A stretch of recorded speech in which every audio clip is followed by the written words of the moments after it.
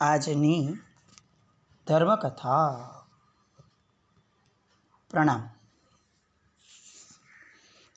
ધર્મકથામાં આપણે છેલ્લા કેટલાક મહિનાથી એક પર્ટિક્યુલર આયામને વળગી અને ચાલી રહ્યા છીએ. અનાયાસે, કોઈ પ્રયોજન વિના, પણ અનાયાસે એવું થઈ રહ્યું છે કે આપણે એવી કથાઓ તરફ વળ્યા છીએ કે જે કથાઓ પૂર્વાપર સંબંધવાળી હોય અને કોઈ કાર્ય કર્યું છે એ કાર્યના ફળને દર્શાવનારી હોય. કેટલાક પૂર્વભવની કથાઓ લીધી અને ત્યારબાદ એ જ અનુક્રમમાં આગળ આપણે ઇલાચી કુમારની કથા. એમ થાય કે આપણે એ જ આયામને આગળ વધારીએ. જૈન શાસન કથાઓનો એટલો મોટો ભંડાર છે કે કદાચ અન્ય કોઈ પણ દર્શનની અંદરમાં આના 20મા ભાગની કથાઓ પણ મળશે એવું વિચારવું મુશ્કેલ છે. કરોડો કથાઓ પરમાત્માના શાસનમાં. કારણ કે કથાઓ જે સત્યતાના આધારે લખવામાં આવે છે એ સત્યને સૌથી વધુ જાણનારા જ્ઞાનીઓ એ આ દર્શનમાં છે. કેવળ જ્ઞાનીઓ હોય કે પછી અવધિ જ્ઞાનીઓ હોય. એટલે શું થાય કે દરેક જીવના, દરેક પર્યાયના, દરેક સમયના બધા જ ભેદો, બધી જ કથાઓ એ એમને ઉપસ્થિત થાય અને એમને એ લખાણના સ્વરૂપમાં કે બોલવાના સ્વરૂપમાં આગળ વધારે. એટલે પરમાત્માના શાસનની અંદરમાં ઉપદેશની જે વેરાયટી મળી છે એ અકલ્પનીય છે. કદાચ આપણું આખું જીવન વીતી જાય અને આપણે ફક્ત કથાઓ વાંચતા રહીએ, કોઈ પણ જાતના બોધ લીધા વિના કે કંઈ પણ જાતનો પ્રયત્ન કર્યા વિના ફક્ત વાંચન કરીએ તો પણ કથાયોગ એટલો મોટો છે આપણે ત્યાં કે કથાયોગ જ પૂર્ણ ન થાય. આવી કથાઓમાં બહુ જ નજીકના ભૂતકાળની અંદરમાં આપણને એક આત્માનો એટલો બધો શાસનને લાભ મળ્યો છે. કદાચ એમ કહી શકાય કે એમને પામી અને શાસન ગૌરવવંતું બન્યું છે એવું એ નામ. આજે ભાદરવા વદ છઠ છે. 3 દિવસ પહેલાં, એટલે કે ભાદરવા વદ બીજના દિવસે એ મહાપુરુષ થયા કે જે મહાપુરુષના દેહનો છેલ્લો શ્વાસ એ દિવસે લેવાયો. આશરે 200 વર્ષ પૂર્વેની આજીવન ધારા એ મુનિરાજની. નામ છે પંડિત વીર વિજયજી મહારાજ. કદાચ એવું કહી શકાય કે જીવનમાં પ્રખર પુણ્યશાળી વ્યક્તિ કે જેના શબ્દો પુણ્યશાળી હોય એવા વ્યક્તિઓની ગણનામાં કદાચ પરમાત્માના શાસનની અંદરમાં વર્તમાન સાંપ્રત સમયની અંદરમાં વીર વિજયજી મહારાજ સાહેબ, મહોપાધ્યાયજી મહારાજ સાહેબ, આવા 3-4 નામો, ઋષભદાસ કવિજી બહુ જ આગળ પડતા લાગે. અને એમાં પણ કોઈ પણ શુભતાની શરૂઆત, કોઈ પણ અનુષ્ઠાનની શરૂઆત કરવી હોય તો જેમનું સ્નાત્ર એ અનિવાર્યતા થઈ ગઈ છે એવા વીર વિજયજી મહારાજ સાહેબ. એવું કહી શકાય કે શબ્દનો પણ એક પુણ્ય પ્રભાવ છે. આપણે શબ્દો બોલીએ છીએ, કવિતાની વાત નથી, સામાન્ય રીતે પણ બાપનો બોલાયેલો પડ્યો બોલ આજે દીકરો પણ નથી ઝીલતો. દીકરાએ કીધેલા શબ્દોને એના મિત્ર વર્તુળમાં કોઈ ઝીલવાવાળું નથી. કદાચ કોઈ વ્યક્તિ કોઈનું માની પણ લે તો 2-4 દિવસથી વધારે તો પછી એને યાદ પણ નથી રહેતું કે મને આમને આ કીધેલું ને મારે આ કરવાનું છે. એવા શબ્દના નબળા પુણ્યવાળા આપણે લોકો છીએ. એવા સમયે 200 વર્ષ પૂર્વે કોઈ શબ્દો બોલી ગયું, લખી ગયું અને એ શબ્દો આજે પણ ઘર ઘરમાં ગવાય, રોજ રોજ ગવાય, જિનાલયમાં ગવાય, ઉપાશ્રયમાં ગવાય. એ કેવડું મોટું પુણ્ય ગણાય, કેવડું મોટું પુણ્ય. એ પુણ્યના ધણી એમના દ્વારા એક રચના થઈ છે 64 પ્રકારી પૂજા. આ 64 પ્રકારી પૂજા આપણને એવું લાગે કે હશે પૂજા એમ, પણ ના. 64 પ્રકારી પૂજાની અંદરમાં આખી ને આખી કર્મ પ્રકૃતિઓનું વર્ણન એટલું બધું દાર્શનિક રીતે કર્યું છે કે ગમે તે માણસ મોઢામાં આંગળા નાખી જાય કે આટલા ઊંડા તત્વની વાતો પૂજાના સ્વરૂપમાં કથાના સ્વરૂપમાં કોઈ કઈ રીતે જણાવી શકે? આમ ગોળની જેમ, શીરાની જેમ ઉતરી જાય એવી રીતે એમણે કર્મ પ્રકૃતિઓની વાતો આ 64 પ્રકારની પૂજાઓમાં કરી છે. અદ્ભુત કમાલ કહી શકાય એવી આ રચનાઓ. આજે આપણે જ્યારે નવા નવા ગીતો ને આપણે વારંવાર સાંભળતા હોઈએ છીએ, એની કોઈ ટીકાની વાત નથી, દરેકને પોતપોતાની ચોઈસ છે, પણ એ સમયે એક જવાબદારી આપણે સ્વીકારવી જોઈએ કે જેમ નવા ગીતોને હું સમય આપું છું, મારા કાન આપું છું, મારા હોઠ આપું છું, મારું મન આપું છું, મારી આંખ આપું છું, એમ પ્રાચીન મહાપુરુષોને પણ મારે આપવું જોઈએ. આ બંધ કરીને ઓલું કરીએ એવો કોઈ વાત જ નથી, એવો વિચાર પણ નથી, પણ એને ન્યાય મળવો જોઈએ. એ પણ આપણી બધાની ફરજ છે. એવું કર્તવ્ય ભાન પણ આપણે ઊભું કરવું જોઈએ. આ 64 પ્રકારની પૂજામાં આપણને રસ જાગે એ માટે આજથી એક પ્રયત્ન વિચાર્યો છે કે એમાં કેટલીક કથાઓ,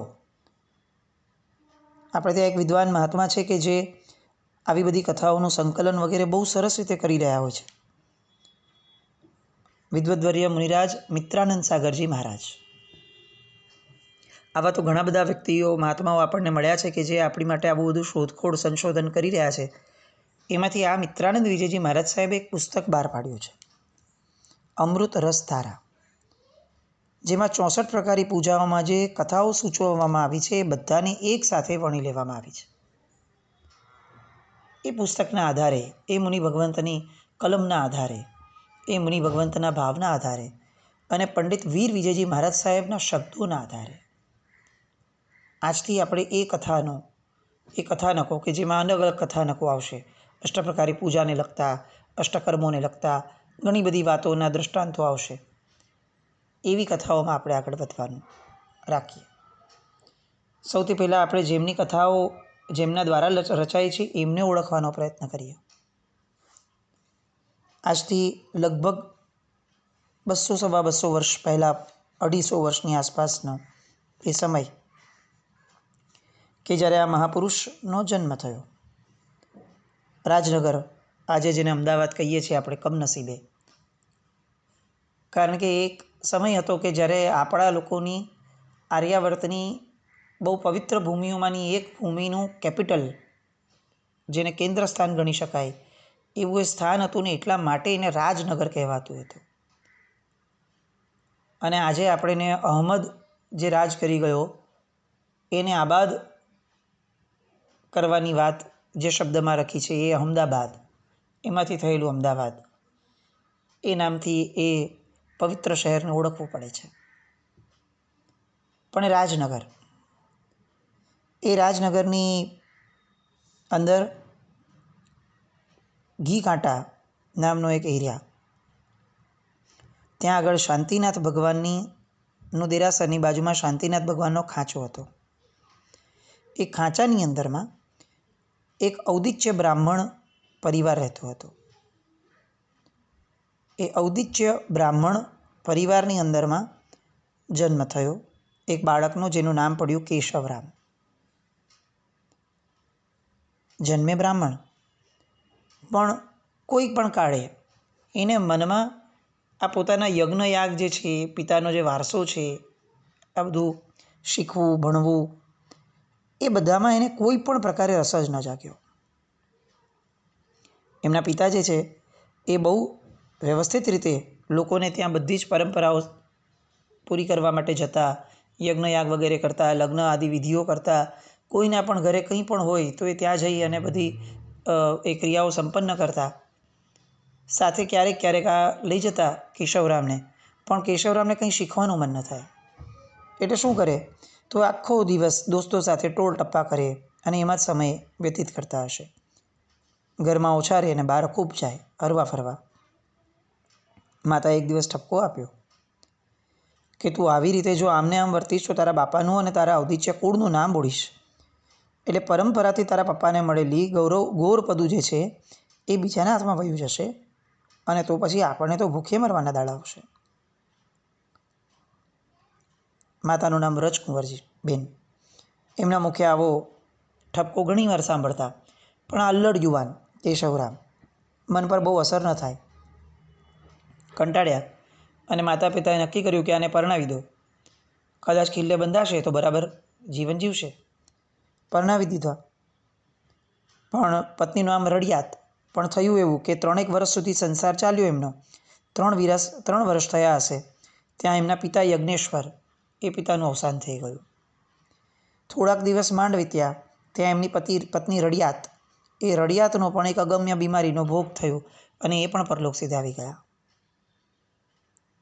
હવે બધા યજમાનોએ યજ્ઞેશ્વર બ્રાહ્મણ ગુજરી ગયા છે એટલે હવે એમના દીકરા ઉપર મીટ માંડી કે ભાઈ તમે હવે કંઈક કરાવવા આવો અમારે ત્યાં, જેમ તમારા પિતા કરાવતા હતા એમ. આ કઈ રીતે કે મને તો કંઈ આવડતું જ નથી, હું તો કંઈ શીખ્યો જ નથી. જવાબ આપવું ભારે પડવા લાગ્યું. થોડાક દિવસો વીત્યા. કંઈ શીખ્યા નથી એટલે આત્મવિશ્વાસ પણ નથી. અને આત્મવિશ્વાસ વિનાના વ્યક્તિએ જે સૌથી સરળતાથી કરી શકાય એ કાર્ય એમણે કર્યું, ઘરમાંથી ભાગી છૂટવાનું. અને ભાગી છૂટ્યા. ભાગીને આડે અવડે બધે ભટકી રહ્યા હતા. પણ એ ભાગી ગયા એનાથી એમના માતાને ખૂબ આઘાત લાગ્યો. અને માતાને ખૂબ થયું એમ કે ભાઈ આ પુત્રનો વિયોગ, હજી થોડા વખત પહેલાં મારા પતિનો વિયોગ થયો, પુત્રવધૂનો વિયોગ થયો અને હવે આ પુત્ર ભાગી જાય છે. એટલે શોધખોળ બહુ ચાલુ કરી.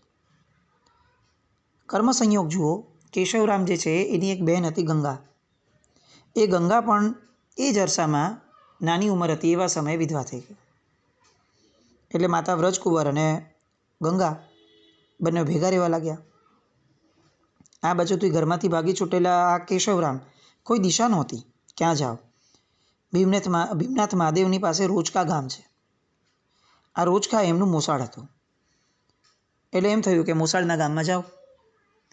એ ગામમાં ગયા અને હજી તો ત્યાંય ભટકે છે ને એવામાં એમને અચાનક રસ્તા ઉપર શુભ વિજયજી મહારાજ સાહેબના દર્શન થયા. આ શુભ વિજયજી મહારાજ સાહેબને એમણે જોયા હતા. રાજનગર હતું એટલે મહાત્માઓનો યોગ થાય જ, એમાં આવા મોટા મહારાજ આવે જ રાખે ને પ્લસ એમની પોળની અંદરમાં આજુબાજુ બધે જૈનોના ઘરો. એટલે મહાત્માને બોરાવવું, મહાત્મા બોરવા પધારે, આજુબાજુના લોકો એમના ઘરે મહાત્મા પધાર્યા હોય તો આ લોકોને બોલાવે કે તમે આવો, મહાત્માને બોરાવો.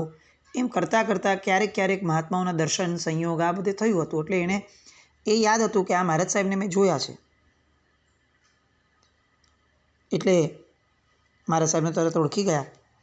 શુભ વિજયજી મહારાજ સાહેબે પણ એને જે પરિચય આપ્યો એની પછીથી પારખું નજર હતી.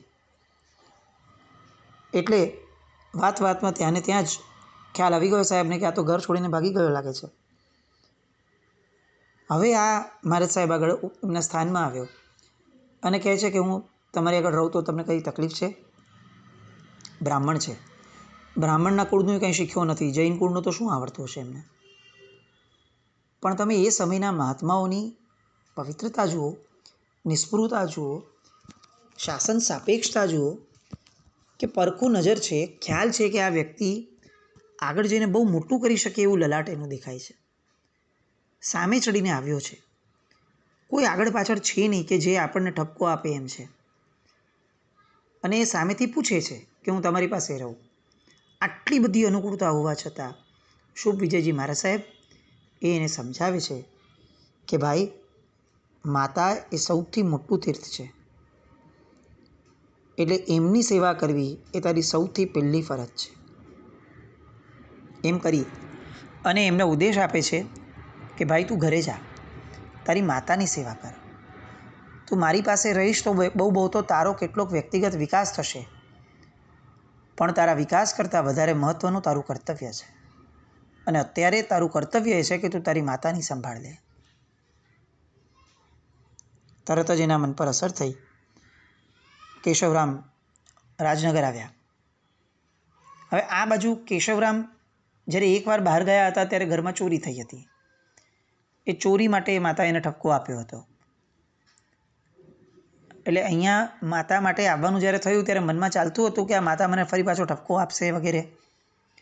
પણ જ્યારે પાછા આવ્યા ત્યારે ખબર પડી કે માતા તો પતિનો વિયોગ, પુત્રનો વિયોગ, આ બધા આઘાત ન સહન કરવાના કારણે મૃત્યુ પામ્યા છે. ઘરમાં ફક્ત એમની બહેન હતી ગંગા, એ પણ વિધવા. બંને ભાઈ બહેન ભેટીને ખૂબ રડ્યા. પરિસ્થિતિઓ તો ખૂબ ત્રાસદાયક થવા લાગી. એ 1-2-4 દિવસ વીત્યા હશે અને હવે કેશવરામનું મન જે છે એ આખી પરિસ્થિતિમાંથી એક વૈરાગ્ય તરફ વળવાનું શરૂ થયું. તમે જુઓ, કેટલાક વ્યક્તિઓનું સાનિધ્ય માત્ર, એને કંઈ ઉપદેશ નથી આપ્યો શુભ વિજયજી મહારાજ સાહેબે, એમણે કંઈ દીક્ષાની પ્રેરણા નથી કરી. ઓલો સામે ચડીને આવ્યો તો ને એને પાછો મોકલી દીધો છે. પણ કેટલાક વ્યક્તિનું સાનિધ્ય માત્ર એ જીવની અંદરમાં પરિવર્તન સામેથી ઊભો કરાવે. કાર્મિક રીતે જોવા જઈએ તો એવું સમજી શકાય કે કેટલાક વ્યક્તિઓની ઉર્જાઓ, કેટલાક વ્યક્તિઓનું નિશ્રા, કેટલાક વ્યક્તિઓનું પીઠબળ, કેટલાક વ્યક્તિઓનું ભાગ્ય આપણી બાજુમાં હોવા માત્રના કારણે એ આપણા તથાભવ્યત્વના પરિપાકના ઉદયની અંદરમાં બહુ મોટું કારણ બને છે. એટલે શું થાય કે કોઈ નિમિત્ત મળે કે ન મળે, અને મળે તો સામાન્ય નિમિત્તમાંથી પણ બહુ ઊંચું કામ થઈ જાય. કેમ? તો કે આમના સાનિધ્યમાં હતા. કેશવરામ શુભ વિજયજી મહારાજ સાહેબને જ્યારે મળ્યા હતા ત્યારે એને આશ્રય સ્થાનરૂપ સમજ્યા હતા. શુભ વિજયજી મહારાજ સાહેબે એમને વાળ્યો પાછો, ત્યારે પણ બહુ જ પ્રેમથી વાળ્યા, સમજાવીને વાળ્યા. ગુસ્સો કરીને કે ઠપકારીને કે નહીં કર્યું કાંઈ, કે તને આટલી ભાર નથી પડતી, તારું કર્તવ્ય ભૂલી ગયો. ના, આપણે ત્યાં આ પરંપરા જ નથી કે કોઈની પણ ભૂલ થાય તો એને ઠપકો આપવો. જુઓ દ્રષ્ટાંતો, જેટલા પણ મહાપુરુષો પાક્યા છે, આ બધા જ મહાપુરુષોના મૂળમાં કોઈકે આપેલું વાત્સલ્ય હતું. એનું નિમિત્ત કોઈકનો ઠપકો હશે, પણ પરિવર્તનનું મૂળ એ કોઈકનું વાત્સલ્ય હશે. આજની આપણી પેઢીને આપણે જે રીતે સાચવીએ છીએ એમાં આ બાબત ઉપર બહુ જ લક્ષ્ય આપવા જેવું છે. એ ટોકવાથી કેટલી સુધરશે એના ક્યાસ કાઢવા જેવા નથી, કારણ કે એ અનુભવમાં આપણે બહુ નિષ્ફળ છીએ. એ વાત્સલ્યથી કદાચ સુધરી શકે, એ શક્યતાઓને ચકાસવા જેવી છે.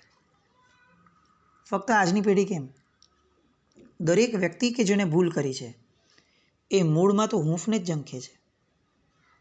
કેશવરામને પોતે કરેલી ભૂલ, ઘર છોડી દેવાવાળી, એની સામે શુભ વિજયજી મહારાજ સાહેબે જે હૂંફ આપી, જે વાત્સલ્ય આપ્યું, એ અતિશય અસર કરી ગયું. અને એના કારણે શું થયું, તો કે અહીંયા પરિસ્થિતિ એવી છે કે જે પરિસ્થિતિના આધારે કોઈ પણ માણસ સ્ટ્રેસની અંદરમાં, ડિપ્રેશનની અંદરમાં સરી પડે. આ હું શું ઘર કયું છોડીને ગયેલો, બધી અનુકૂળતા હતી ને આજે પરિસ્થિતિ કેવી, ઘરમાં કોઈ રહ્યું જ નહીં. જીવનની અંદરમાં વૈરાગ્ય પ્રગટ્યું. અંદર જાણે સમ્યક જ્ઞાનનો પ્રકાશ ઝળહળી ઉઠ્યો હોય એવું થયું. માતા, પિતા, પત્ની, ધન, આ બધું જ ખોવાઈ ગયું. પણ એને એક વ્યક્તિ મળ્યો, શુભ વિજયજી મહારાજ. અને એવું લાગ્યું કે મારી માતા પણ આ જ છે, મારા પિતા પણ આ જ છે, મારા સખા પણ આ જ છે, મારું બધું જ આ જ છે. ત્વમેવ માતા પિતા ત્વમેવ, ત્વમેવ બંધુશ્ચ સખા ત્વમેવ. આ ભાવ મનમાં પ્રગટ્યો. એક હૂંફે એટલું મોટું કામ કરી દીધું કે આ કેશવરામ હવે એનાથી ઘરમાં રહેવું ભારે થયું. બહેન ગંગા એના માટેના કર્તવ્યો જે કરવાના હતા તે પૂરા કરી લીધા. અને ત્યાં સુધીમાં પૂછાવડાવ્યું કે ભાઈ આ શુભ વિજયજી મહારાજ સાહેબ અત્યારે ક્યાં હશે? તો ખ્યાલ આવ્યો કે એ તો પાલીતાણા પહોંચી ગયા હતા. આજુબાજુના કેટલાક મિત્રો અને શ્રાવકોની મદદથી પાલીતાણા પહોંચ્યા અને જઈને તરત જ કીધું, સાહેબ હવે હું આ જીવન આપના શરણે છું, મને આપના સંપ્રદાયની દીક્ષા આપો. સિદ્ધિ દીક્ષાની વાત, લલાટ તો દેખાય જ છે, પણ શુભ વિજયજી મહારાજ સાહેબ એમની પ્રામાણિકતાને આપણે જેટલા વંદન કરીએ એટલા ઓછા છે. બહુ પ્રેમથી એમ કહે છે, બહુ ધીરજપૂર્વક કહે છે કે એમ ઉતાવળથી અમારાથી દીક્ષા ન અપાય. તારો વૈરાગ્ય પરિપક્વ છે કે નહીં એ તો અમારે જોવું પડે ને પહેલાં. તું વિહારમાં અમારી સાથે રહે અને અધ્યયન કર, પછી નક્કી કરશું શું કરવું તે. પાલીતાણાથી રાજનગર તરફ વિહાર શરૂ થયો. પણ ચોમાસું ખંભાતનું નક્કી થયું. વિક્રમ સંવત 1947. કેશવરામ સાવ બદલાઈ ગયેલા. બેફિકરાઈના સ્થાન ઉપર ગંભીરતા આવી ગઈ. બાળકપણું જે હતું એ સાવ નીકળી ગયું અને પરિપક્વતા આવી ગઈ.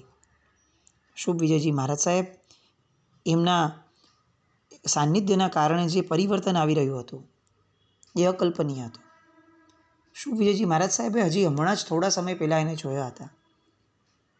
આજે જોયો છે.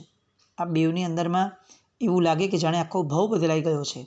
એ હદ સુધીનું પરિવર્તન કોઈ પણ જાતની પ્રેરણા વિના આ કેશવરામમાં આવવા લાગ્યું.